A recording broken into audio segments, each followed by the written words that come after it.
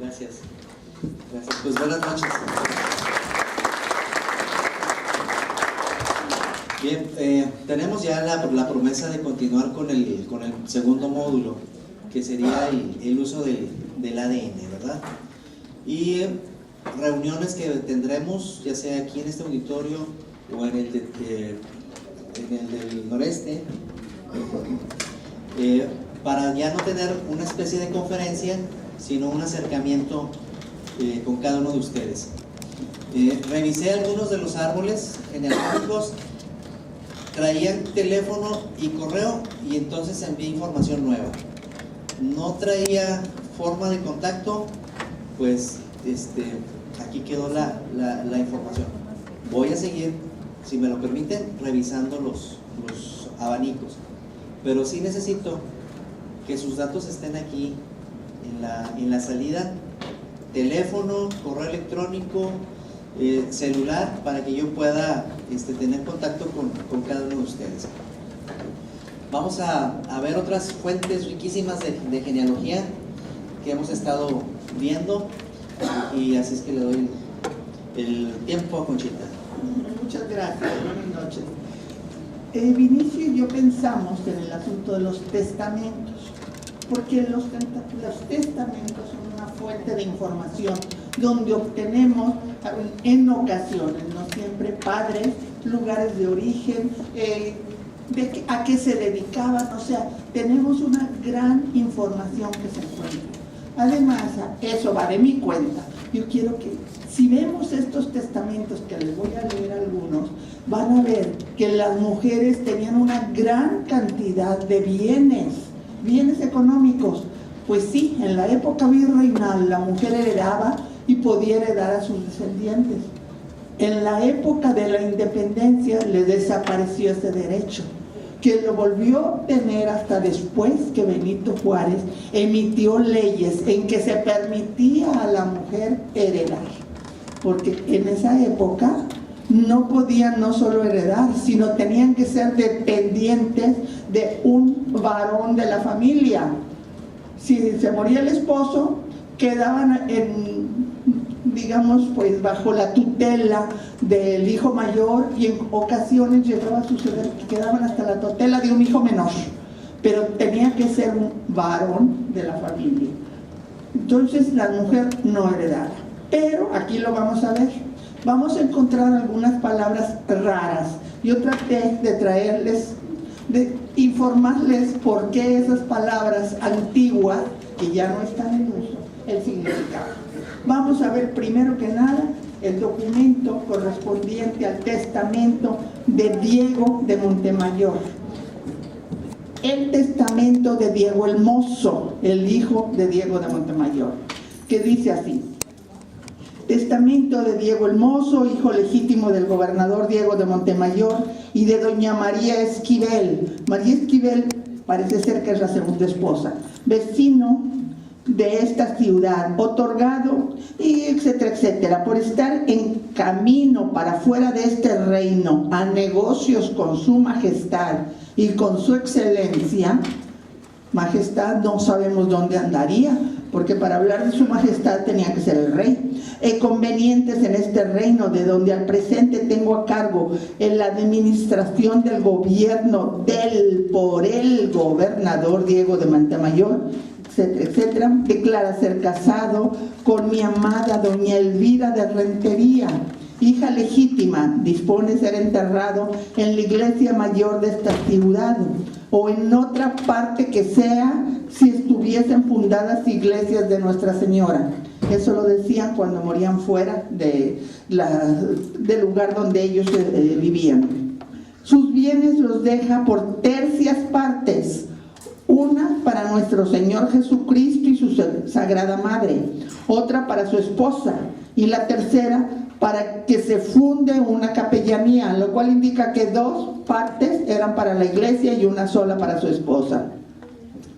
Señala por sus bienes 11 caballerías de tierra entre 2 ríos, el de los Ojos y río de Santa Lucía, y el de la Silla, 2 de las cuales fueron dadas a Juanico por haber nacido en su casa y recibido buenas obras. Otros sitios en el Potrero y Boca de Santiago menciona algunos ganados mayores. Deja a Juan Fernández de Castro, su cuñado, por haberme ayudado y criado en mi casa y en mi compañía y por su virtud.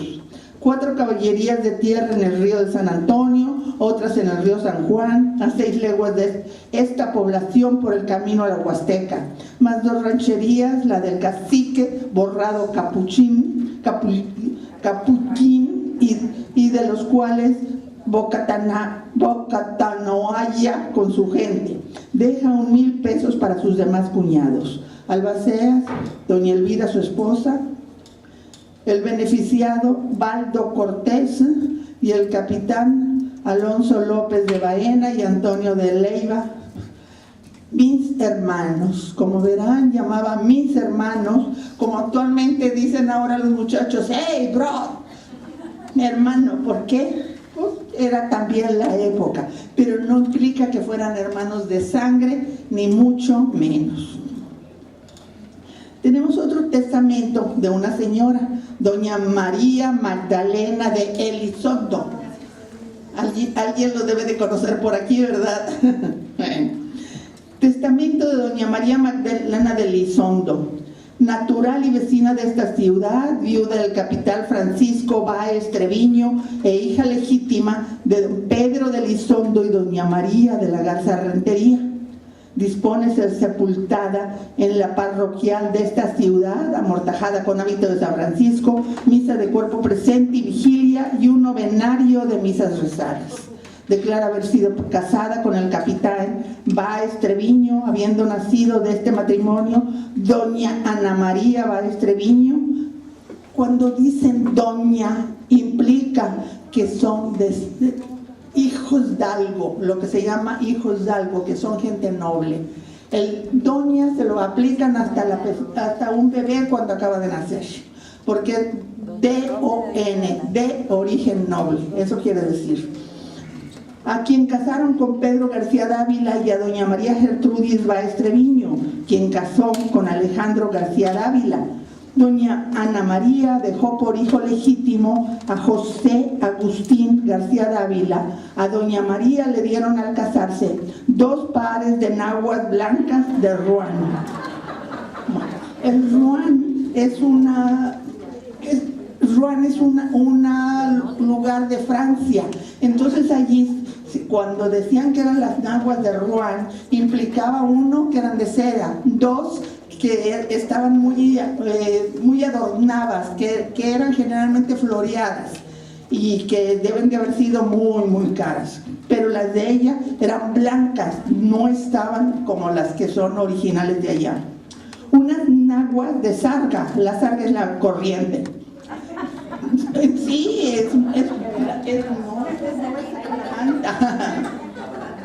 bien barata. Unas pulseras de coral, unas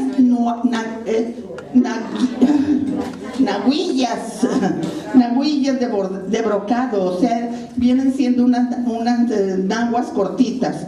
2 candongas de Bretaña. Candongas viene siendo una seda especial también de allá de Bretaña, de Europa. Un par de medias con calcetas, un par de zapatos con hebilla de plata. El lecho cotidiano, compuesto de colchón de cotance nuevo. Cotance significa que era para que se acostaran todos los días, cada día y todos.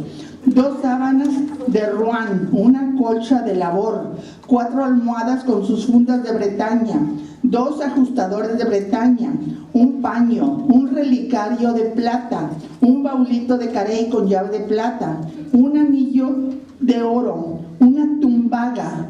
Tumbaga era una especie de liga también de oro. Supongo yo que era para sostenerse las medias, porque unos aretes de oro, pendientes de perlas finas, una casa de peribán. Peribán es una madera especial, un espejo grande, todo lo cual pertenece a don Agustín como heredero, todo palijo. Declara que doña Gertrudis casó con don Alejandro, quien murió sin sucesión. declara haber sido albacea de su esposo y haber cumplido bienes, la casa en que vive, que le donó el bachiller Pedro Báez Treviño, mi hermano, 6 platos, 6 cucharas y un salero todo de plata, 300 pesos que se hallan en una de mis arcas, 4 anillos de oro y un hilo de perlas finas, 6 horas de agua con tierra correspondiente, herencia de sus padres, en la hacienda de San Francisco, el ajuar de la casa y las bestias y reses. Declara que su esposo dejó al convenio un legado para la imagen y altar de San Francisco Javier, consistente en las tierras de Agostadero de San Juan de Lagunillas, jurisdicción de Cerralbo, y que heredó de sus padres. Ella ha dado cuenta algunas bestias al general Antonio Dureste, síndico del convento, y 80 primales de pelo. Primales quieren decir que son para reproducción. De Joaquín Molina, arrendataria de las tierras que ha entregado a Joaquín Guzmán, administrador. Declara haber criado como hija adoptiva una niña a la que le puso el nombre María Gertrudis y que ignora a sus padres. Y respecto a tener cordial amor, le deje el quinto de sus bienes, nada mal, Manda a José Ignacio Treviño que al tomar estado se le entregue y encargue su cuidado a Jorge Agustín, su nieto, a quien nombra heredero universal. Albacea tutor de su nieto, José Ignacio Treviño, notario público de esta ciudad, ante Luis Antonio García de Pruneda, alcalde ordinario de primer voto. Testigos: Juan de la Puente Zavala, Juan José Guerra, José de Llanas. De asistencia: José Alejandro de Melo y Juan José de Melo. La señora, como ven, tenía muchos bienes. Los Elizondo eran medio riquillos, ¿verdad? Bueno, siguen siendo, pero en aquel entonces, como verán, siempre dejaban cosas para la iglesia. Entonces, por eso es por lo que la iglesia acumuló tantos bienes, que hasta que llegó Benito Juárez con las leyes de reforma, que pues decidió cancelarles todos los bienes, pero fue debido a todo eso.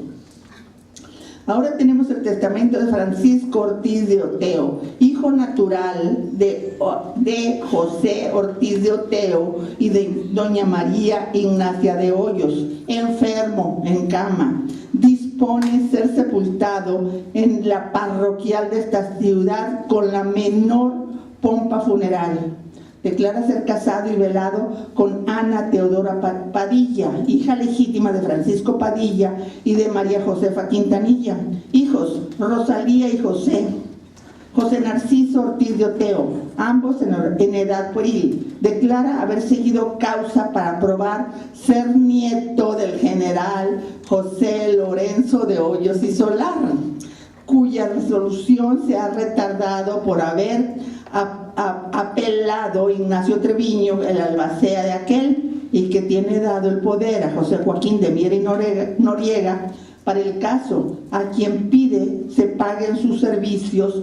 Declara a deber géneros y reales al general José Salvador Lozano, a Miguel Cantú, al capitán Andrés de Huicochea. Declara tener escritura a favor de Miera y Noriega de la mitad de lo que resultara a su favor del caudal de su abuelo, excepto la casa.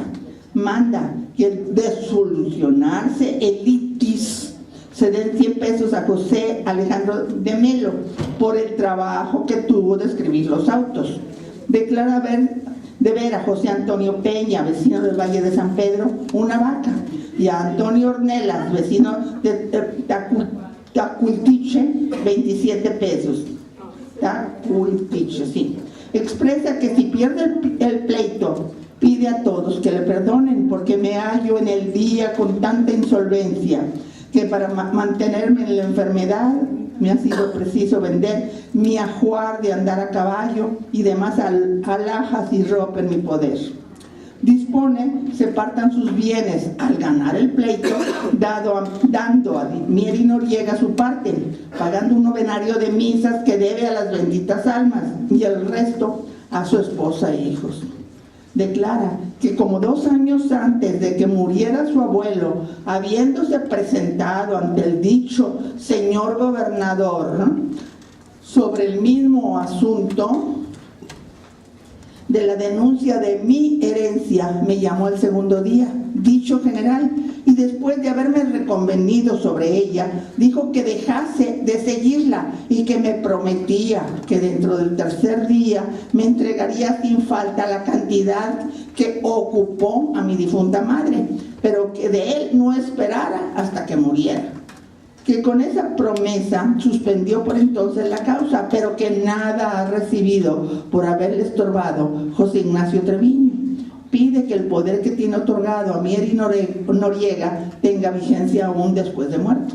Albaceas, su esposa, Mieri Noriega, Andrés de Huicochea, alcalde ordinario de primer voto.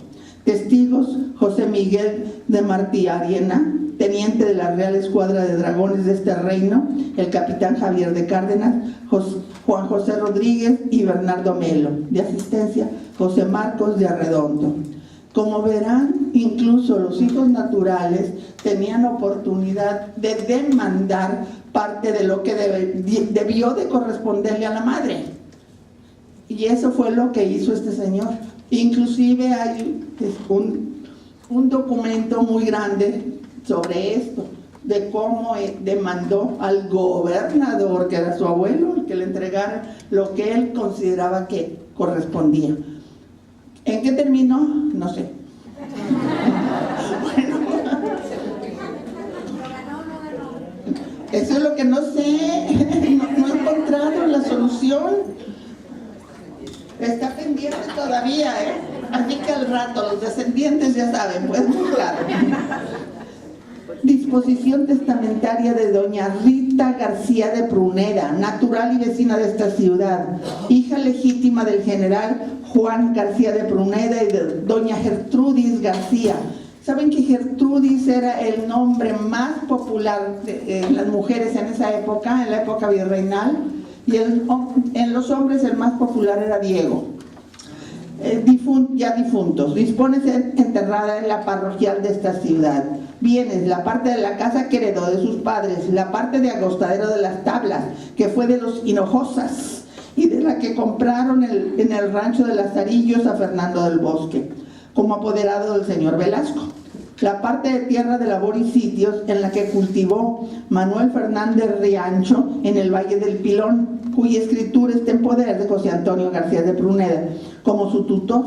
La parte de Agostadero que le tocó en la mesa de Elorrio, en la jurisdicción de la Villa de Santo Domingo de Hoyos.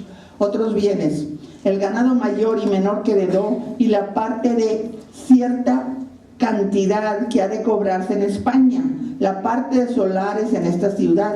Dispone que al morir María Tomasa, su esclava, y los hijos de esta queden libres por lo bien y fielmente que me han servido, y en el mucho amor y piedad con que miro a los dichos sus hijos, pero sí con la expresa condición de que queden sujetos al respeto y dominio del referido mi hermano.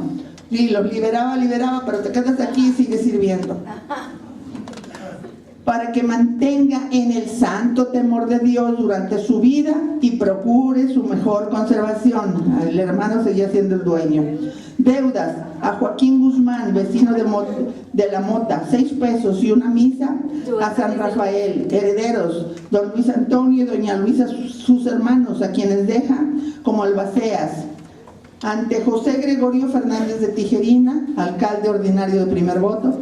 Testigos: José Ignacio Treviño, procurador de la ciudad, quien firmó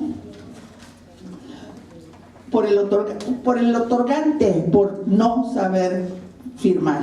Ella era la hija del gobernador y no sabía escribir. Manuel María Guajardo, José Antonio Uresti, Marcos de Arredondo, José Zule. De asistencia: Manuel Arnaiz y Juan José de Melo. Aquí estamos encontrando con todos estos, cuando buscamos algunos de los antepasados, aquí podemos verlo, y podemos ver que los albaceas por lo general son gente que está muy ligada a ellos. Eso nos da pistas, Entonces, con esas pistas podemos buscar los que están como albaceas o que están como testigos, podemos buscarlos y vamos a encontrar relaciones. Testamento de Gregorio Peñuelas Arias del Prado, natural de la ciudad de Écija, en Andalucía, y residente en este valle, hijo legítimo de José Pañuelas y de Josefa Arias de Prado, quienes hasta el presente sé que se hallan vivos mis padres y señores. Dispone ser amortajado con el hábito de San Francisco y sepultado en la iglesia parroquial de este valle, sin pompa ni fausto alguno, sino es con la mayor humildad y pobreza que sea posible.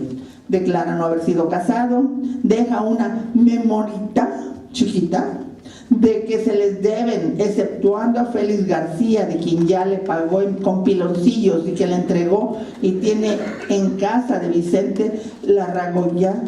Declara tener una tienda propia en Real de los Álamos, en casa propia, al cuidado de Fernando Muñoz, su cajero, y cuyo valor pasa de 7,000 pesos. 7,000 pesos era una cantidad enorme en aquellas épocas, cuando los reales sí valían. Declara que en el Real de Pachuca le deben algunas cantidades y otras en San Juan de los Llanos, Huamantla y Napaluca. Pide que se pague a Antonio Calebul, mi correspondiente, lo que le debiere. Deja todos sus bienes a sus padres y si ya no viviesen a sus hermanos. Declaro de Albaceas Antonio de Calebut, vecino de Jalapa y del comercio de España, ante Lucas Antonio Cantú, alcalde mayor y capitán a guerra. Fíjense que no dice de guerra, sino a guerra. Testigos: Bernabé de la Garza, Cristóbal Ballesteros y Tomás Cepeda. De asistencia: José Huerta y José Manuel Cantú. Ya vamos a terminar un par de estos. Testamento de Juan Bautista Cavazos, natural de Monterrey y vecino del rancho de Santa Rosa. Aquí los Cavazos, por ahí andaban Cavazos aquí. Hijo legítimo de Juan Cavazos y de María Jacinta Fernández, estando enfermo en cama de accidente que Dios ha servido enviarme. O sea, estaba enfermo, no era accidente, el accidente lo llamaba él con las enfermedades que tenían. Dispone ser sepultado en la iglesia parroquial de Monterrey en el segundo cuerpo, amortajado, con el hábito de nuestro Padre San Francisco. Deja para bien y sufragio de mi alma 2 días de agua con su correspondiente tierra en la hacienda de Santo Domingo, al cuidado de José Fernando su hijo, y a falta de el de Felipe, Tomás y Francisco, también sus hijos, como legado perpetuo para que se digan 2 misas rezadas al año. Declara haber sido casado con Rosa María González, hija legítima de Juan González y de María Cantú, vecinos que fueron de la hacienda de San José, jurisdicción en la villa de Cadereyta. Hijos: Juan de Ponuceno. Verán que estos no tienen ni don ni doña, porque no era noble. María Rosalía, José Dimas, Juana María, Brígida y Patricio Cavazos. Su esposa llevó al matrimonio 400 cabras, 45 cabezas de lana, 4 vacas y un atajo de 15 yeguas con su caballo padre, a las que se vendieron para pagar a Juan Vázquez los alimentos que administró a la enunciada mi esposa en el tiempo de su viudez. Declara que él tenía de capital, al casarse, 200 cabras de vientre, una manada de yeguas y 5 caballos de rienda. Declara que se casó en segundas nupcias con María Rafaela de Ayala, hija legítima de Pedro de Ayala y María Guadalupe de la Garza. Hijos: José Felipe, José Fernando, María Manuela, José Tomás, José Francisco, María Magdalena y María Gertrudis Cavazos. Declara que su esposa no llevó al matrimonio capital alguno, que él tenía un día de agua en Santo Domingo por herencia de sus padres de un chinchorro. Chinchorro, y llamaban a los animales que no estaban muy bien domesticados, que eran muy molestos. Y un chinchorro de cabras que se han aumentado hasta 1,600 cabezas de pelo, que la vaca de doña Rafaela tenía, hay 8 hembras y un becerro, que el que tiene un chinchorro de 30 y tantas reses. Tiene también 2,5 yeguas de bueyes y toda la caballada y mulada de a fierro. Declara tener cuentas con el general José Salvador Lozano. Declara tener ya casados a todos los hijos del primer matrimonio. Albacea, don Francisco Bruno Barrera, vecino de esta ciudad, ante José Alejandro del Uro y Campa, alcalde ordinario de primer voto. Testigos: José Lozano de la Garza, Francisco Bruno Barrera y Juan José Milán de Villarreal. De asistencia: Manuel Arnaiz y Juan José de Melo. Ahora vamos a ver otro testamento de Nicolás de los Santos Coy. Aquí de los Santos Coy era un apellido, pero lo utilizaban separado. Es más, ni siquiera el señor era Santos Coy, el apellido de él era Rojo, pero ¿por qué cambió a Santos Coy? ¿Quién sabe? Entonces, los que llevan apellidos Santos aquí vienen de esta familia, y los que llevan el apellido Coy también vienen de esta misma familia. Testamento de Nicolás de Santos Coy, otorgado por doña Ana María Guerra, su viuda. Él ya se había muerto, pero ella estaba haciendo el testamento. Y doña María Josefa de los Santos Coy, su hija, en virtud de poder y como albaceas. Declaran haber dado sepultura en la iglesia de esta villa, amortajado con el hábito de San Francisco, con el acompañamiento de 3 religiosos, cruz, ciriales, 7 posas y vigilias y misa de cuerpo presente, con su noverario subsecuente y honras.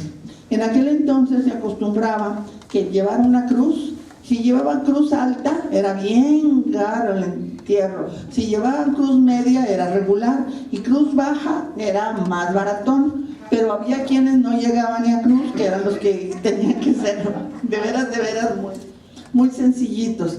Eran muy caros, era mucho lo que había que pagar por los entierros. No, que no se rían, es cierto. Y yo creo que ahora sigue igual, ¿verdad? No, yo creo que ahora sigue igual. Declara que fue casado con Ana María Guerra y que procrearon a doña María Josefa, a quien declaran universal heredera. Declaran que ni uno ni otro llevaron bienes al matrimonio. Declaran que dispuso separar de sus bienes 2,000 pesos para fundar una capellanía. Como ven, dejaban todavía más dinero a la iglesia. Declara por sus bienes una casa en la plaza de la Villa de Saltillo, que se compone de una sala, recámara, zaguán, cocina, tienda y trastienda. Debe de haber sido una casa enorme, porque en aquel entonces eran, cuando mucho, 1 cuarto y 2, y paren de contar. Una casa en la villa de San Gregorio de Cerralbo, que está a orillas de la Ciénega, en 3 solares, la que se compone de una sala, 2 recámaras, la una con el granero y zaguán, cocina, 1 cuarto con puerta a la calle. 2,775 pesos, 5 reales, de una memoria del 21 de octubre de 1771 que se trajo de San Miguel el Grande, y otra de la Villa de Saltillo de igual mes y año. Otros bienes: escopetas, 2 trabucos. Trabucos eran una especie de pistolitas. Espada con su biricú. Biricú era el cinto donde llevaban la espada. Silla estribera y freno de su uso, 4 yuntas de bueyes, 297 yeguas de vientre con manadas, con sus caballos padres, 58 mulas de edad, carreras, 59 machos de edad, 55 mulas de 2 años, 46 mulitas de radero y 46 machitos de radero, 34 mulas mansas de recua, 9 tiros, 8 burros mandaderos, 2 potros de edad, 21 potrancas de 2 años, 13 potros de 2 años, 18 potrillos de radero y 16 potrancas de radero, 74 caballos mansos, 56 vacas de vientre y 13 añejas y 9 toros de edad. Fíjense, para no haber llevado nada, había hecho mucho. ¿Cómo lo hizo?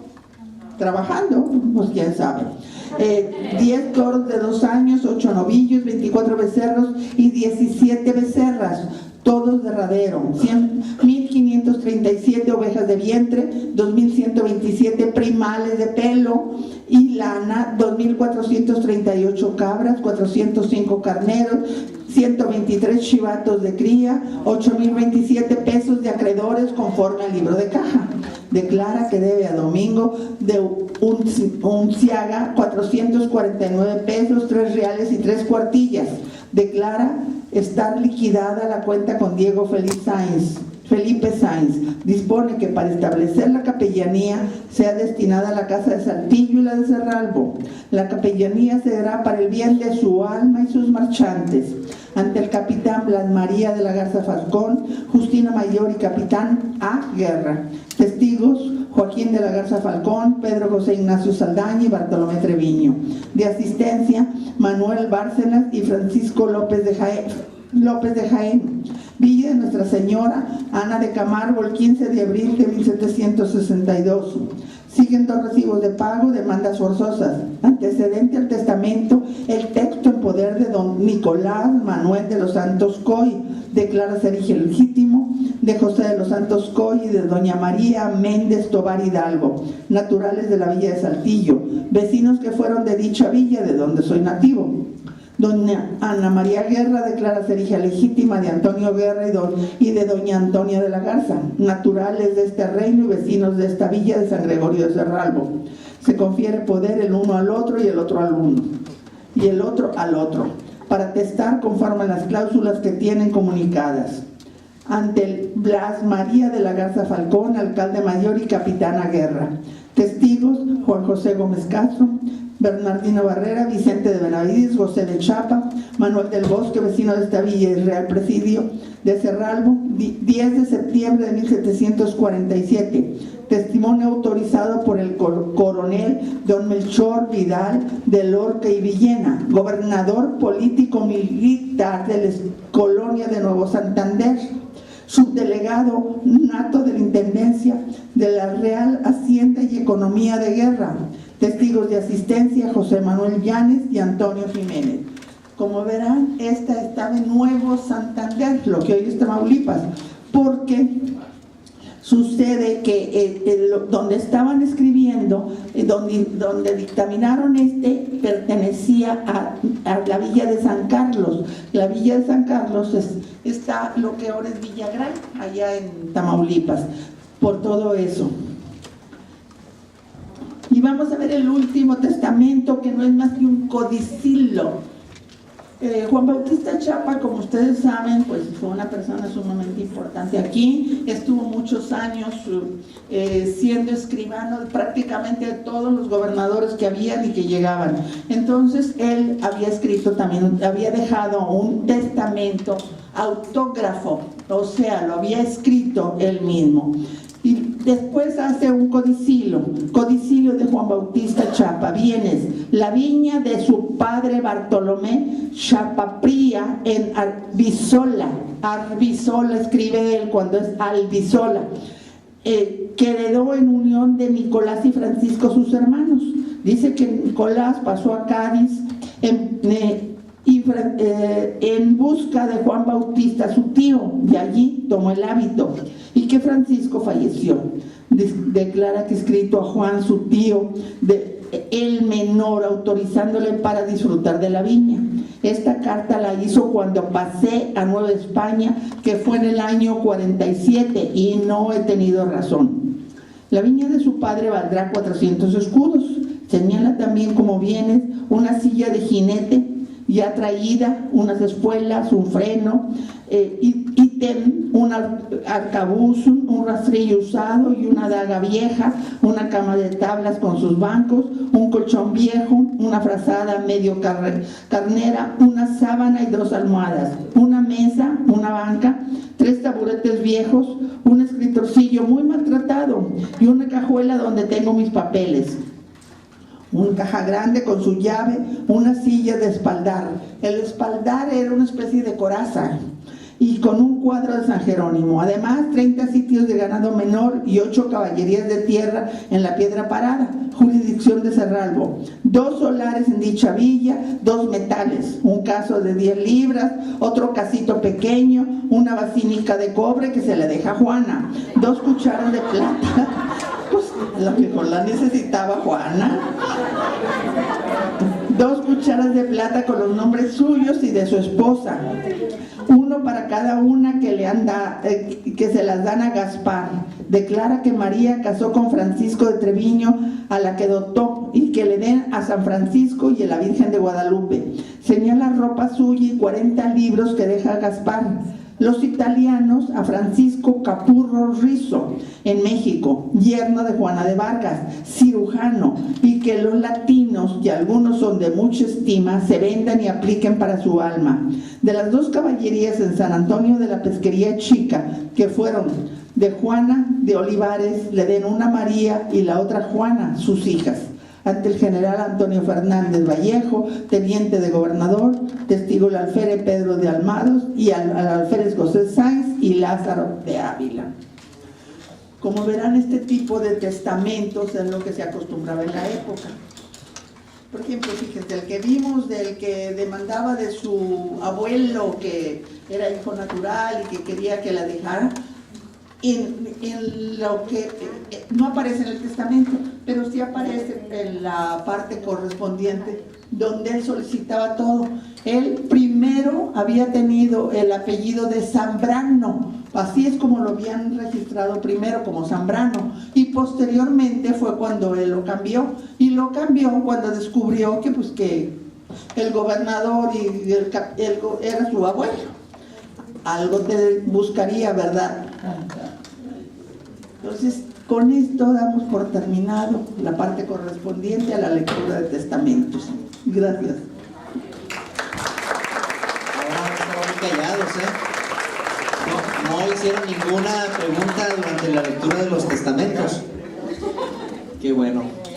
Una pregunta. A ver. ¿Qué diferencia hay entre un codicilo Sí. y un testamento? La modificación. ¿Qué es un codicilo? El codicilo. El codicilo se añade después al testamento, o sea, porque quiere hacer algún cambio que le dejaba a uno y se equivocó al poner allí lo que le dejaba y quería mejor que fuera para el otro, entonces se añadían los codicilios. Gracias. A ver ahí. ¿Qué más? ¿Qué otra pregunta? Diga. Sí. Yo he notado en algunas de las actas que usan el don para gente indígena. ¿A quiénes se refieren con el don? Y los indígenas también usan el don.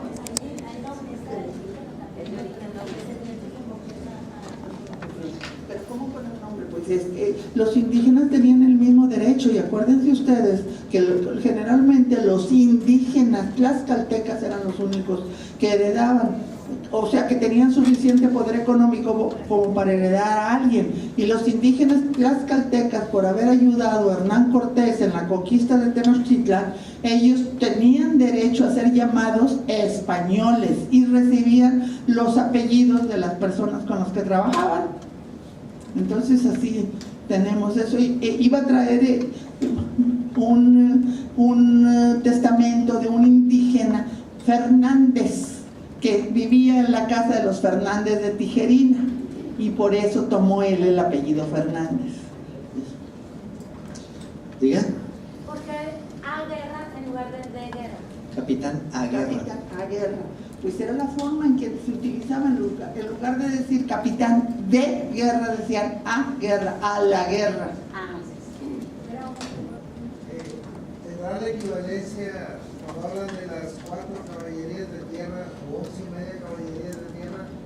¿De qué estarían hablando? En hectáreas, las caballerías en hectáreas. ¿Cuántas hectáreas? No tenía, no recuerdo ahorita, ¿para qué le voy a mentir? Pero sí, las caballerías de tierra sí eran muy grandes. No recuerdo ahorita cuántas hectáreas.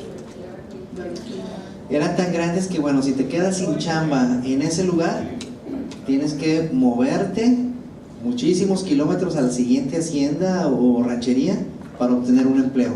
De ahí que tengamos muchísima migración de kilómetros, afuera de los 80 kilómetros del ordinario. Diga. Una pregunta nada más. ¿Hay un lugar en México para checar este tipo de testamentos o hay que En los protocolos de don Israel Cavazos, están ahí sus tomos. Están en internet, pueden localizar allí muchos testamentos. Hay que buscarlos, claro, porque el protocolo no es solo de testamentos, el protocolo era todo lo que se escribía sobre el ramo civil, que es distinto a las actas de cabildo, son diferentes. Entonces todo lo que se escribía sobre el ramo civil, o sea que si pedían tierra, pedían caballería de tierra y que les daban tantas horas de agua, todo eso allí viene. Entonces hay que localizar todo eso. Entonces eso de que dicen dos días de agua con tus tierras, ¿a qué se refiere? Al riego continuo, sí. Durante 2 días al mes podían recibir, o sea, eran canales, eran una especie de arroyos Las acequias. y esos canales se cerraban con compuertas, y entonces las compuertas se abrían para que les recibieran el agua que les correspondía. Incluso todavía en San Pedro, un momentito, en San Pedro, ahí cerca de donde está Tránsito, hay una placita donde todavía pueden ver cómo estaba el agua. Sí. Sí. Hay un decreto actual sobre el uso del agua y en Villa de García todavía se manejan los derechos de agua, obras de riego, todo eso. Yo creo que es de lo más raro que hay hacia el norte, que todavía se utilice ese sistema de riego. De horas de agua. Sí, la comarca lagunera también lo utilizan, porque ellos construyeron un río artificial, ¿verdad? Y entonces se van repartiendo el agua para sus sembradíos. ¿Cuántos están los de Torreón? ¿Ahora no vinieron? Pues como ya hay sandías y melones, ¿verdad? Ya no vamos. ¿Alguien más? ¿Alguna otra pregunta? Díganme. Yo tengo una duda. He estado viendo los documentos que ponen, por ejemplo, español nacido en la villa de Camargo, por ejemplo. Sí. Si nació en Camargo no era español de España, era que mi modo de era criollo, ¿no? Sí. Entonces, ¿sí les importaban las castas o realmente lo veían blanco y decían español? Las castas. Iba a traerles las castas, desgraciadamente pues ya no hubo tiempo de traer todo eso. Las castas son bastante complicadas, inclusive tenemos guerras hacia el sur, tenemos diferentes problemas en la clasificación. Creo que inclusive aquí hubo una exposición acerca de las castas, en las cuales pues yo, claro, paso por europeo.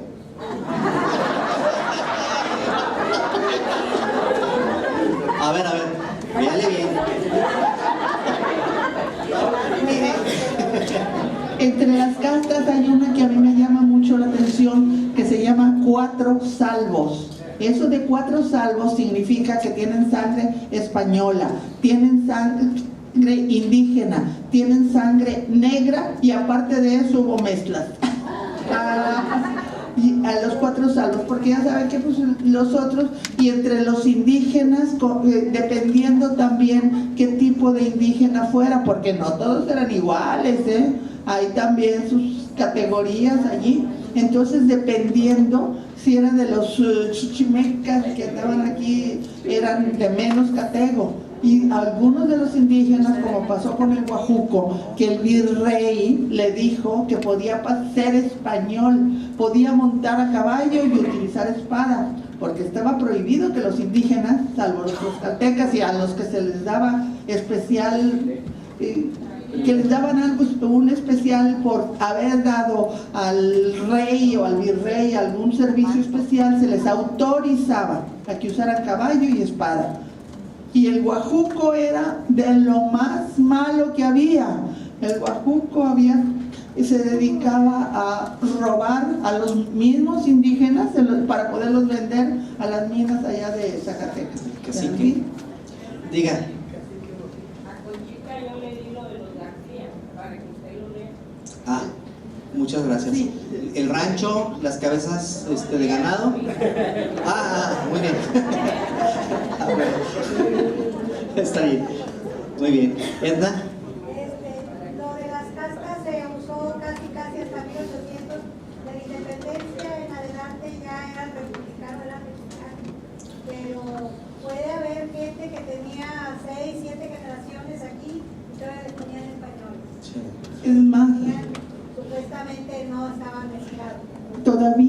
fíjense, en 1968, a mí me consta, yo vi el acta, un maestro de historia de la UDEM, él nació en Veracruz, me llevó el acta para que la viera, le pusieron mestizo.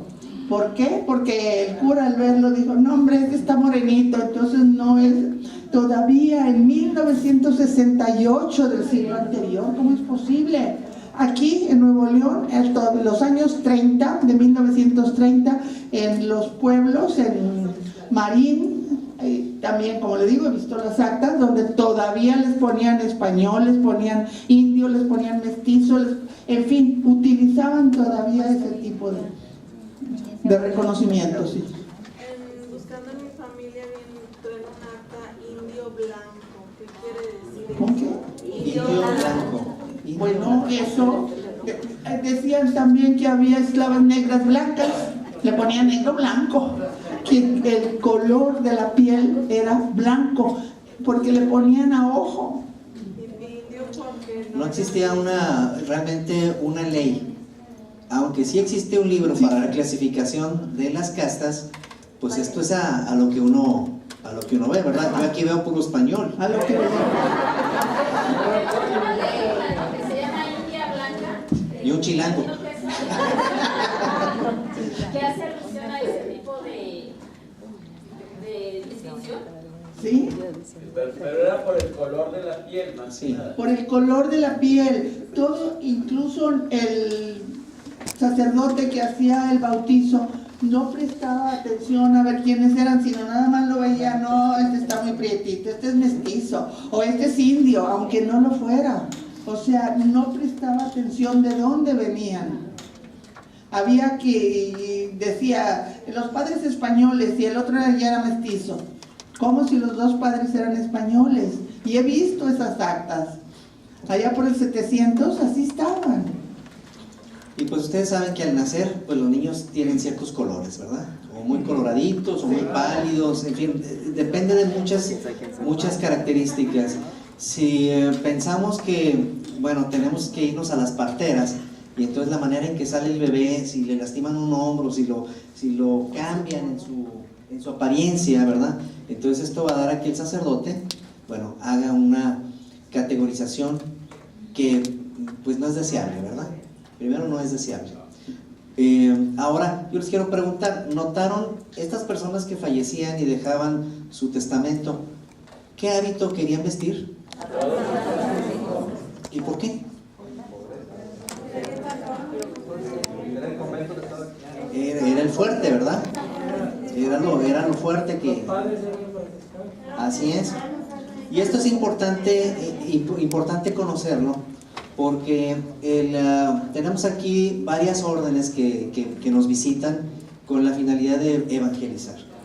El franciscano es el propietario de sus libros.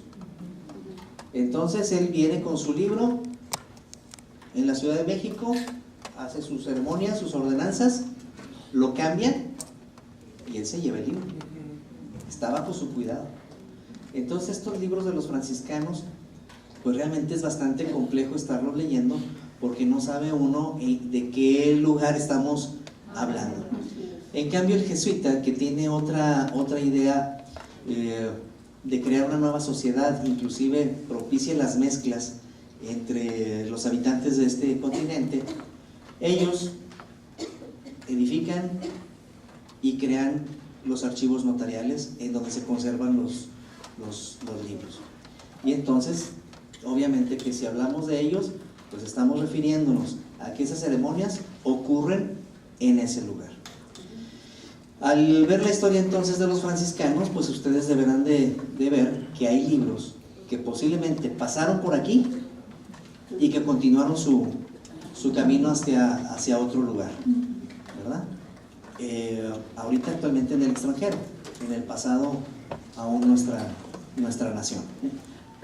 Por ejemplo, en Guanajuato, en Querétaro hay libros nuestros, en Michoacán hay libros nuestros, en Guadalajara ya no se diga, porque nosotros dependíamos de Guadalajara, pero muchos de los pues frailes que venían por aquí, que bautizaban, los libros los llevaban y los traían. Entonces, muy posiblemente, si quieren encontrar ya muy antiguos sus antepasados, recién que fue fundado Monterrey, sí pueden buscarlos en Querétaro, también en los Altos de Jalisco. He visto yo también allí, he encontrado libros. Entonces, desgraciadamente, pues... Ese es por un lado. Ahora tenemos el comercio. El comercio también nos hace que niños nazcan en otros lugares. Dígame. Nada más una pregunta. Los bebés que eran bautizados en Hacienda, Las donde ayudas. tenían sus capillitas, ¿esos quedaban registrados también en Sí. la iglesia? Sí, a donde correspondería. Ok. Así es. Usualmente hacían un capítulo, una separación, y es posible que estén no en el orden cronológico, sino hay que buscarlos en la separación que corresponda. Y se acaba esa separación, pues síguele buscando otra separación en los libros. Las ayudas de parroquia sí son más complejas, ¿verdad? Bueno, ahora ya no hay más preguntas, porque quiero referirme a un tema. Me encontré a alguien que le ponen alias. Sí. Haz de cuenta, Silva alias Herrera. Sí. Entonces no entiendo cómo lo trabajan el alias. Pues el alias es usualmente un segundo nombre. Un segundo nombre.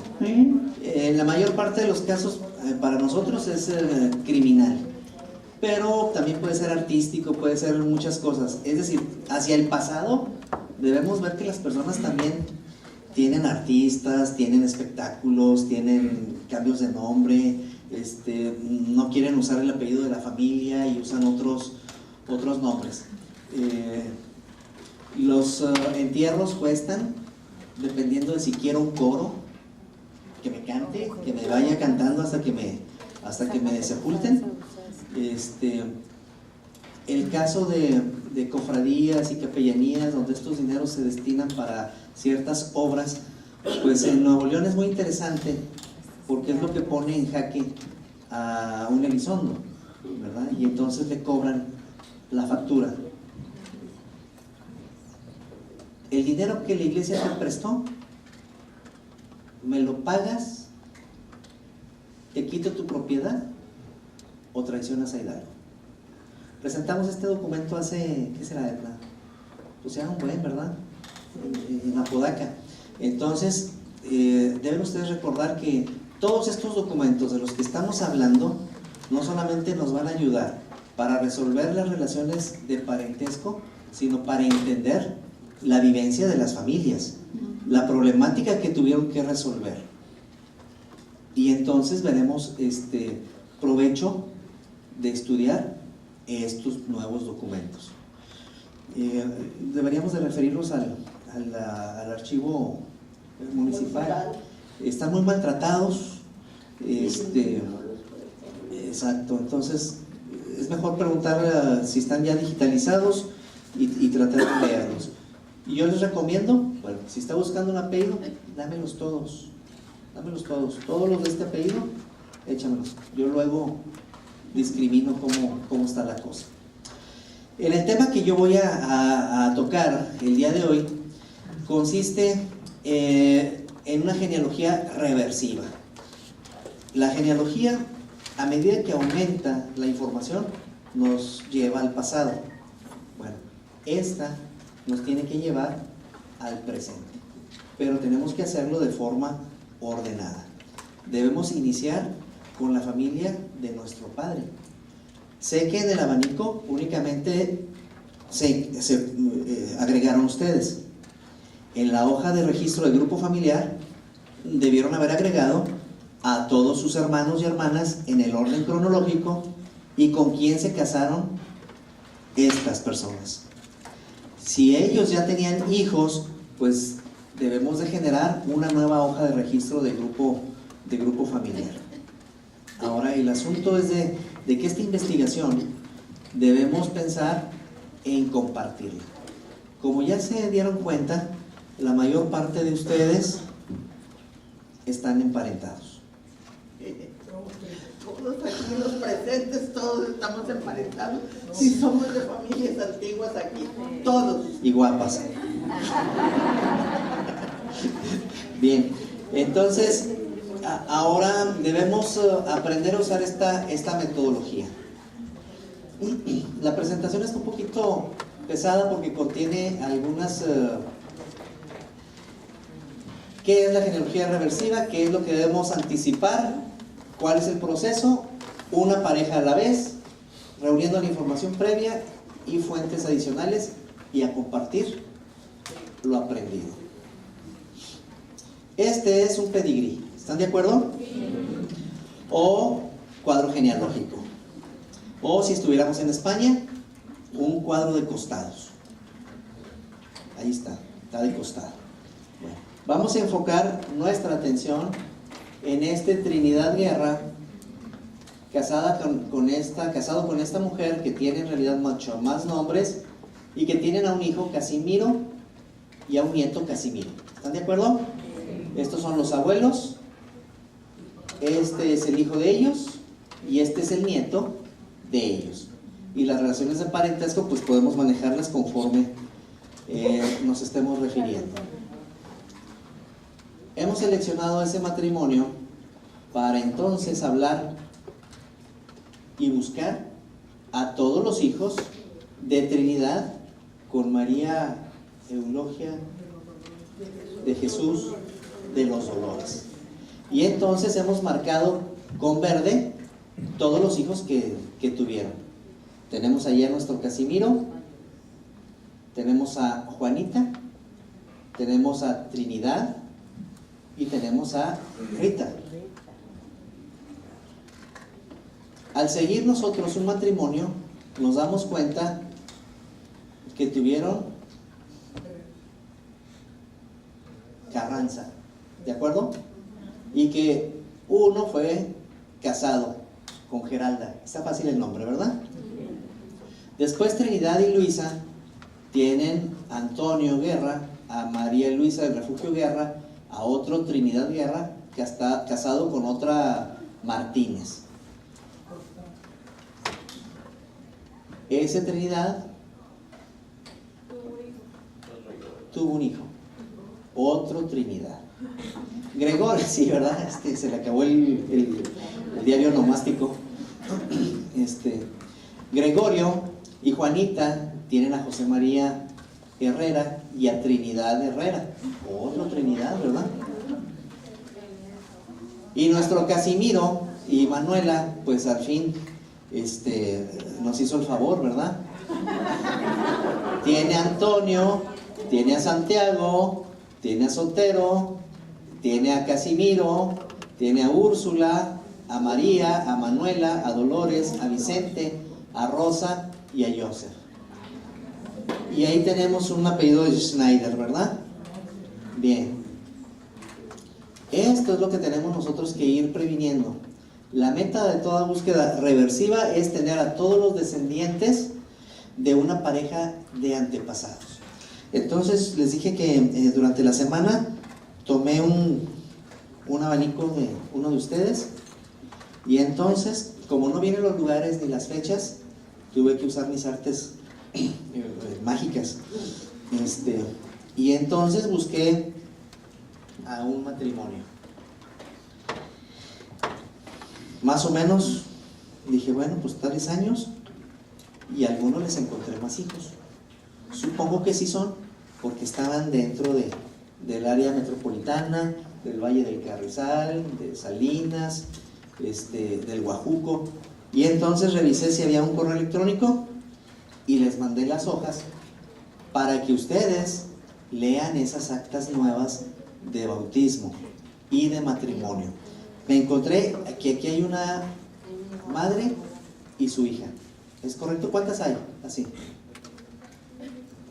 Ok. Y entonces la hija me presentaba un abanico y la mamá me presentaba otra parte del abanico. Y entonces el mismo proceso. Ok. Tenemos esto. Estos matrimonios son el último del abanico de la hija y aquí van estos hijos. Y a la mamá que me proporcionaba más información ya pude verificar y entonces encontré más partidas de bautismo y matrimonio, con la esperanza de que esas partidas de bautismo de la última generación les permitan a ustedes proyectarse hacia el pasado. Y hay que venir buscando estos nuevos matrimonios. ¿Son necesarios? Sí. Sin embargo, son de mucho más utilidad cuando veamos la genealogía molecular, el uso del ADN. Entonces podremos comprender con mucha más facilidad por qué el rastreado debemos de hacerlo, sobre todo en el caso en que tenemos hijas únicas que ya no tienen a su padre ni hermanos del padre. Entonces tenemos que hacer un cálculo de dónde vamos a obtener el ADN. Déjeme.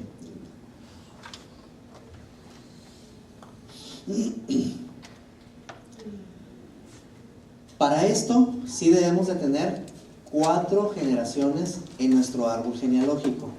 Esto nos da una cantidad como de 15 personas, ¿verdad? 15 personas como en 7 matrimonios. Y entonces podremos hacer el uso de esta nueva técnica. Es realmente sencilla, no es muy complicada. Inclusive si la empezamos con nuestros padres, pues aquí necesitamos hacer las entrevistas. En el asunto de las entrevistas, pues habíamos contemplado que no es lo mismo entrevistar a un joven que a una persona mayor. Para las personas mayores, su pasado remoto es presente. Y para el joven, ni el presente, ni el pasado, ni el futuro. ¿Verdad? Pero al menos debe saber sus propias fechas de nacimiento. Usualmente los jóvenes ni siquiera saben en qué oficialía fueron registrados. Si ustedes tuvieran hijos por casarse o hijas, pues el consejo es que las cuestiones civiles y religiosas se hagan siempre en la misma oficialía, en la misma parroquia. Sé que implicaría para la parroquia el pago de una cantidad por estar a cierta distancia, pero créanme, es preferible estar en un solo lugar todos los registros. Hay una es pregunta. que no traigo los lentes. Nada más un comentario. Sí. Sí, es cierto. A mí me tocó, mi familia es foránea y me tocó estar navegando en los archivos de parroquias y así. Y me encantó ver que hay algunas partidas de nacimiento que donde está la partida de bautizo, vienen notas a un lado que dice, y en tal año fulanito de tal que se bautizó aquí y se casó en esta misma parroquia. Qué bueno, qué suerte, ¿verdad? Qué suerte la anotación marginal, de la que debemos de trabajar más en nuestra investigación. De ahí que otro consejo, no se confíe en el índice de Family Search o en los índices donde nos salen los nombres. Estos son referencias para ver el documento original, para descargarlo o guardarlo en su caja de fuentes y entonces poderlo usar de la lectura de los testamentos. Posiblemente, nos sorprenda la cantidad de bienes que pudieran tener, pero las relaciones de parentesco son las más importantes. El formato del testamento, por su brevedad actual, pues casi es un formatillo donde uno no pone nada, ¿verdad? Nada más que está dejando, pero estaría muy bien tratar de incluir una genealogía de todos ustedes como un legado, y esto no tiene ningún costo. Bien, hemos marcado el año de 1880 porque debido a las políticas de privacidad que regían al momento de la digitalización, Raúl, ¿recuerdas cuándo se digitalizó tu registro civil? Como en los 70 y tantos, ¿verdad? Más o menos, 70 y tantos. Esta señorita Martínez, y sí es posible que también durara un poquito más tiempo. Entonces, al momento de crear los índices, no podían hacerse más allá de 1875. De ahí que la mayor parte de la información que ustedes consulten en Family Search, parroquial, debe ser con corte a 1875. Después pasan los años y entonces se libera el censo de 1930, que es el último censo en el que se incluyen datos personales y familiares. Ya dijimos que en 1940, 1950, el censo se vuelve estadístico. Y nada más nos interesa cuántos somos, cómo vivimos, cuántos focos, cuántas licuadoras, de qué es el piso, en fin. Y ya no nos sirve para hacer un trazo genealógico. Entonces vamos a empezar con lo que ya sabemos. ¿Qué es lo que yo sé de mi padre? ¿Ok? ¿Dónde te casaste? ¿Dónde naciste? ¿Por qué naciste ahí, papá? ¿Y tus hermanos? ¿Dónde nacieron? ¿Y por qué nacieron ahí? Entonces esta entrevista deben de plantearla de tal forma de ir obteniendo información básica y vital. Lo que a todos los investigadores nos ha sucedido es que cuando platicamos con personas mayores, pues son una especie de cometa. ¿Les dicen cometa aquí a las huilas? Bueno, yo quería saber cómo le decían a las huilas aquí, ¿verdad? Sí, son huilas, ¿no? Sí, bueno. Y por cierto, déjenme decirles que los cometas o los papalotes estuvieron prohibidos en la Ciudad de México durante un buen tiempo, porque era una distracción laboral. Así como el Facebook ahora, esta gente se salía y volaba. Y desafortunadamente los niños se subían a los techos y ahí están los accidentes. Si ustedes buscan en la página que dimos del Archivo General de la Nación, en la guía general, y ponen cometa, papalote, huila, van a encontrar la serie de procesos, inclusive en que padres de familia fueron encarcelados por permitir que sus hijos anduvieran con las huilas en los techos. El huila es de acá del norte. En otros lugares es cometa, papalote, y tienen una serie de infinita de distintos nombres. Pero qué bonitas son, ¿verdad? Nada más. O sea, vuelan bien. Bien. Ya sea que hayamos seleccionado a cualquier anillo de nuestra generación, debemos enfocarnos únicamente a esa pareja. Miren, tenemos este vicio. Ok, vamos a agarrarnos, esta parejita. Vale. No hay nada. Agárrate la otra. Vale. Agárrate la otra. Y ahí vamos, y ahí vamos, y ahí vamos. El asunto es determinar por qué no hemos encontrado esa información. ¿Recordarán que les dimos la semana pasada una lista de investigación? Sí. Esta lista de investigación es por persona. Digo, no por ustedes, sino por la persona que investigamos. Y entonces yo debo anotar: bisabuelo, papá. Chequé en la parroquia fulana de tal, entre tales años a tales años. Encontré, no encontré. Busqué en el registro civil, entre tales años y tales años. Encontré, no encontré. Vamos, testamentos. Vamos, protocolos. Ya hablamos de lo que son los protocolos, ¿verdad? Es cualquier trámite que se celebra entre dos o más personas frente a testigos y una autoridad. Y esto puede ser compraventa de propiedades, compraventa de esclavos, compraventa de derechos, de animales, en fin. También algunos otros pleitos, como los que acabamos de ver. Aunque este está en un testamento, están los pleitos, la falta de pago, que se le concede el poder a alguien para ir a cobrar sueldos a la Ciudad de México, y luego el pleito porque el chavo llegó a México, pero ya no llegó a Monterrey. Ese ya se hizo, sí, se casó en otra parte. Bien. Aunque los apellidos se relacionan con otras ramas de su árbol, no debemos distraernos. La forma más segura, Edna, de llegar a la raíz en genealogía es sí andarnos por las ramas. Esa es la forma más segura, porque no hay otra. Queremos pretender irnos a la raíz y entonces podemos cometer errores suponiendo que el apellido se ha transmitido de forma constante y en línea paterna.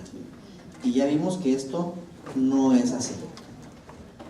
Vamos a anotar en el cuadro genealógico todos los datos en forma ascendente. Debemos de llenar la forma de registro del grupo familiar que ya les dimos y que está en la página. Una por cada matrimonio. Si yo he tenido 3 matrimonios, yo debo de tener 3 hojas. En cada hoja con mi respectivo cónyuge. Si no me casé con esa persona, debo de anotarla también. Si tuve hijos o no tuve hijos, eso ya dependerá el siguiente llenado de esa hoja. Y obviamente, aquí les decía yo de mi secreto, ¿verdad? La corazonada. Esa parte mística de la genealogía en la que ustedes saben que esa persona es su antepasado. Y que, claro, deberán verificar. Siempre deberán verificar. Pero por eso les digo, todos los testamentos del apellido que buscan, consérvelos. Al cambiar de línea o de linaje, recuerdan que hablamos de que el bisabuelo nos marca este linaje, al cambiar de linaje, vuelvo a hacer una nueva consulta. Yo sé que esto puede ser un método cansado de volver a hacer las búsquedas en el mismo lugar o de regresar al pueblo y nuevamente hablar con el sacerdote y ahora pedir más información. Pero es la forma más segura. Cuando yo hago un proyecto genealógico, no solamente reviso lo que me están dando, sino los esfuerzos que ella hizo. Y entonces reviso todo esto y hago un proyecto. Ok, voy a hacer esto, voy a hacer esto, voy a hacer esto. Y voy a tardarme tanto tiempo. Y entonces yo voy a requerir ese tiempo, ahí dice así, ¿verdad? Yo voy a requerir ese tiempo para hacer la inspección documental. Pero si yo tomara todo el árbol genealógico, el tiempo es inconmensurable. La cantidad de registros que voy a leer es bastante.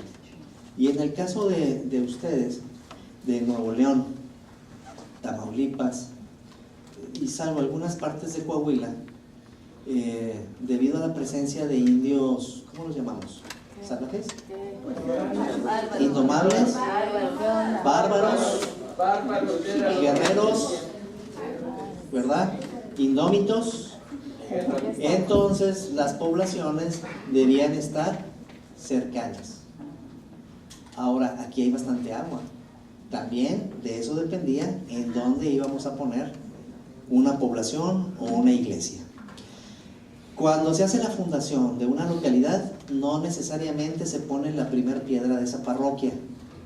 ¿Estamos? Por lo tanto, yo no puedo buscar o pretender buscar un libro parroquial que inicie con la fecha de fundación de una localidad. Debo de trazar una distancia de 80 kilómetros alrededor de esa población para pretender que esto era lo que podían viajar a una velocidad de 20 kilómetros por hora, que es lo que tenemos medido.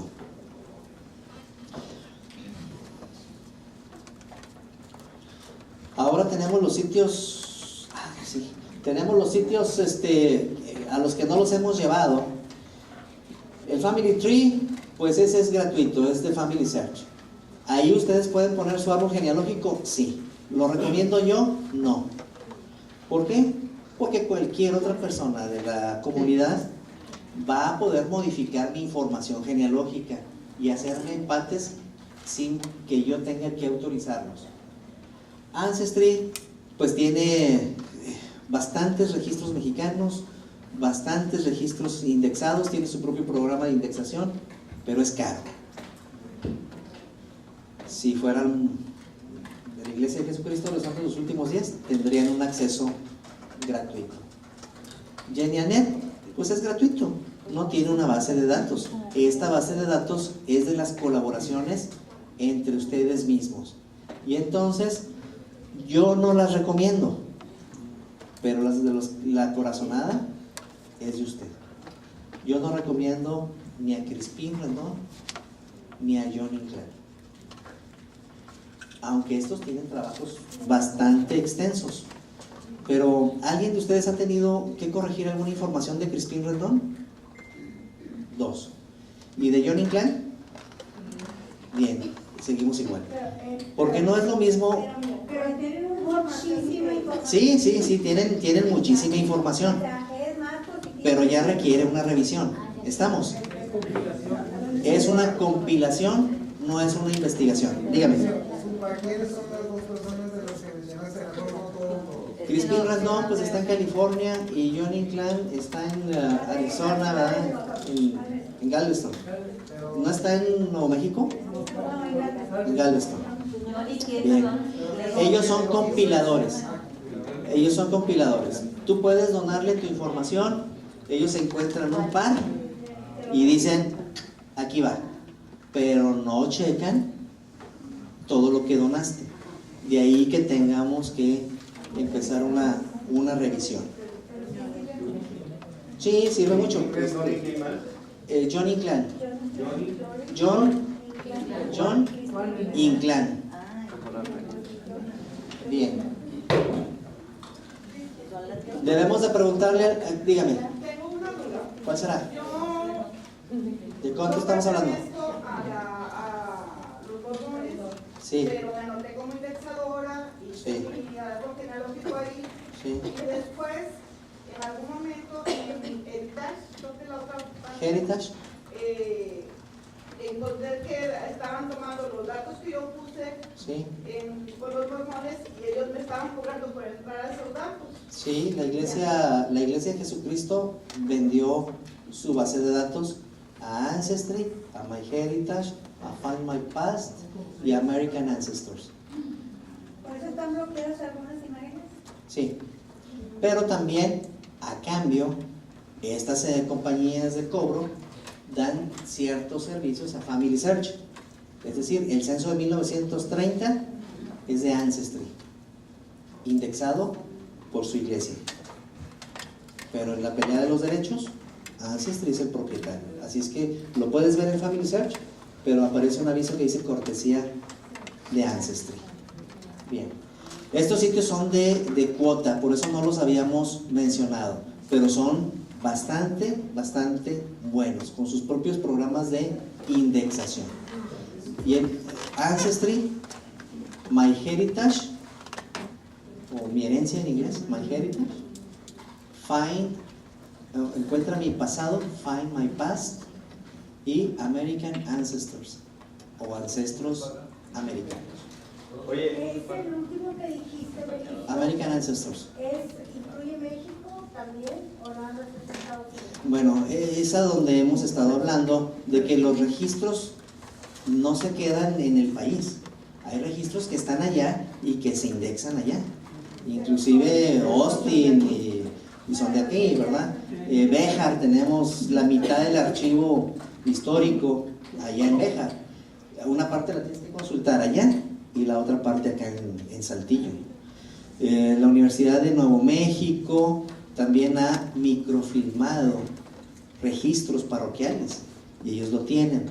El archivo de Parral, que es de los más antiguos y son más de 1000 carretas de película de 35 milímetros, pues también está allá en Estados Unidos, con información minera de Chihuahua, Zacatecas y acá de Aguascalientes por los romos de Vivar, y porque la familia Pro tiene esta migración.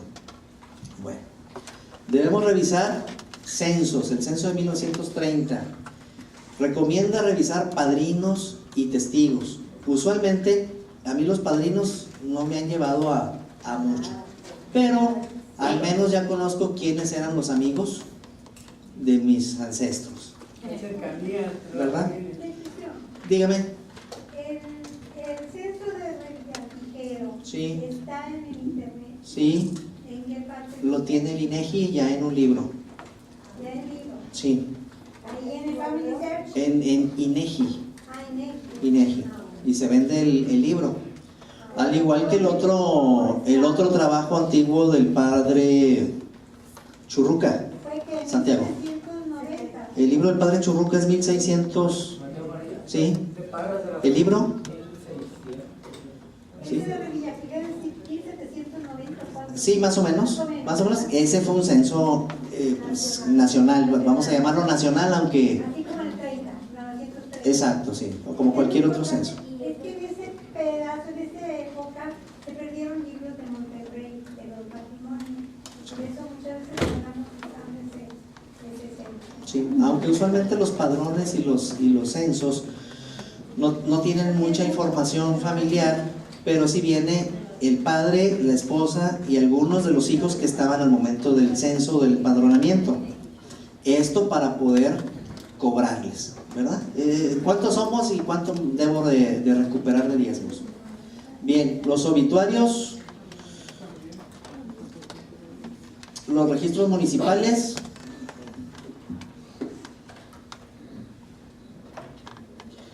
y con esto terminamos. La genealogía reversiva... No, está bien.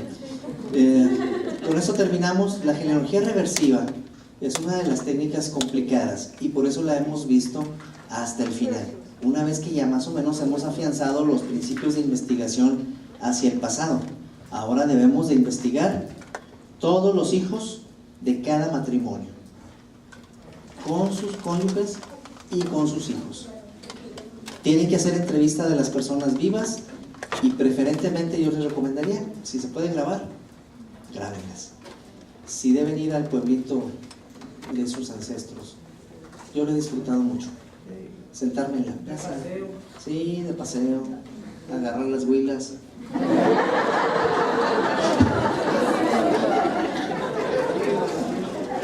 Bueno, ¿qué pasa? Y caminar por las calles, ver las propiedades.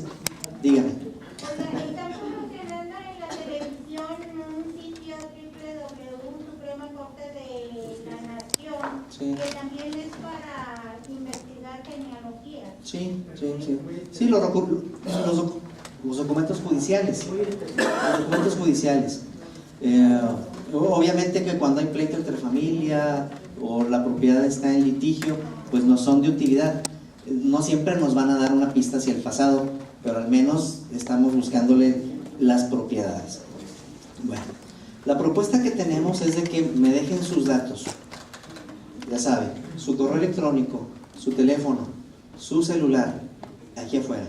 Y entonces se preparen para una reunión que tendremos de forma informal, de forma continua, a fin de poder revisar sus árboles genealógicos. Si tienen tablet o laptop, pues mejor se la traen, ¿verdad? Y entonces ya Conchita, Santiago y posiblemente Glenda y yo estaremos trabajando con cada uno de ustedes. Pero necesito tener sus datos de contacto y entonces ver las fechas que tenga disponibilidad el recinto. ¿De acuerdo? ¿Tienen preguntas? Ah, sí. Sí, Archivo General de la Nación. Hay una sección donde vienen los migrantes. Sí. Viene la página y luego Sí, entras al archivo. es agn.gov.mx/guía general. Y voy abriendo, ahí hay una carpeta amarilla, le doy clic, después abro la carpeta del archivo general y con el signo de más voy abriendo los niveles. O bien, desde el principio, estando ya en el Archivo General de la Nación, hago la búsqueda. Recordarán que la hice y puse español y me salieron pues un montón, porque no solamente se refería a la nacionalidad, sino al idioma del documento. Entonces ahí es donde conviene ver cómo voy a buscar yo los migrantes o los extranjeros. Monterrey tiene un archivo de extranjeros también, pero es de la fecha, ¿de acuerdo? 29, 1939, por ahí. Y está la ficha. Viene la ficha, la fotografía, por dónde ingresó, cuándo ingresó, a qué domicilio llegó, quién lo pasó, quiénes son sus parientes, dónde trabaja, cuántos hijos tiene, en fin, todo lo que Donald Trump quisiera que lleváramos. Eso les puedo dar una anécdota de una persona que vino de Italia en 1930. Llega a Tampico, da su nombre y resulta que dice el aduanal, no, eso está muy enredado. Y le puso el nombre que a él se le ocurrió. Actualmente es el gerente del Hotel Monterrey y me dice, pues fíjate nada más aquí, los únicos que somos son mi hermana y yo. Ahí nació el apellido. Y obviamente que los apellidos palestinos y árabes no siempre se interpretaron correctamente. Y en Estados Unidos, para prevenir el asunto de la isla de Ellis, inventaron un sistema llamado Soundex. Es decir, yo puedo escribir Cavazos de tantas formas y entonces me va a dar un código E201. Y entonces, en el software que les dimos, en las herramientas por ahí está el Soundex, para que usted escriba el apellido de diversas formas y sepa este código para buscarlo. El asunto es cuando cambia la I, cuando confunde la Y por la I latina, que en realidad nunca usamos la Y nosotros, sino es nuestra forma caligráfica de hacer una I. Al cambiar nosotros la I por la Y, pues nos va a dar un diferente código Soundex. ¿Están de acuerdo? Usualmente el código Soundex inicia con la letra inicial del apellido que buscamos, pero es muy útil para buscar estos extranjeros. ¿Alguna otra pregunta? Sí. Dígame. ¿Sabes por qué es tan importante para la Iglesia de Jesucristo esto de la genealogía? O sea, ¿por qué ellos se abocan mucho a esto? Sí, ellos tuvieron una visita angelical después de su organización en uno de los templos de Kirtland, y dicen que se presentó diversos personajes divinos, y uno de ellos, Elías, a quien los judíos están esperando, se presentó y les dio las llaves de este recogimiento, y que el corazón de los padres se volvería a los hijos y el de los hijos hacia sus padres, y de ahí esta búsqueda. Hay otras implicaciones también debido a esto, que tiene que ver con el estado de la vida después de la muerte y el no haber recibido ordenanzas de la forma correcta. Bien. Gracias a ustedes. ¿Qué pasó? ¿Nos vamos a ver la película o no? Me va a regañar poquito. Vamos a compartirle a todos y preguntar. Yo me envié en Family Research y lo que te comentaba hace rato, la gran ayuda que te da cuando encuentran en un par, en un matrimonio, ya hay algo de información cargada. Sí. Entonces, cuando hay similitud, y yo encontré que sí coincidía totalmente, Sí. me daba una votación mayor. Y cuando no, la cargas por primera vez. Pero la duda es si eso va a ser, al momento de quedar archivado en el Family Search, va a ser posible que otra gente agregue información, sí, que se pueda ir extendiendo. Sí, esa es la cuestión de Family Search, que la idea es hacer un árbol genealógico de la humanidad, y de ahí que pues yo primero revisaría que tenga fuentes, que tengan las imágenes relacionadas, siempre, a Crispín, y a Johnny Clark y a mí mismo. Me tienen ustedes que exigir siempre el acta, ¿de acuerdo? No somos los primeros que vamos a hacer investigación, pero sí somos los primeros que la vamos a hacer de forma profesional, ¿de acuerdo? Hola, ya nos vamos a ver la película. Pero primero dígame, lo que pasa para esto, que lo último del árbol genealógico, ¿tienen algún programa para hacerlo así descendente? El mismo PAF, el mismo PAF. Es que, por ejemplo, en el por decir, me pone al Bien. material más antiguo como el primero y de ahí empiezo a abrir. Claro, claro. Hay una forma de cambiar ese ring 1 por el que usted desee ver en el lado. Lo vemos ya cuando nos reunamos. Pero anótenlo. Muchísimas gracias,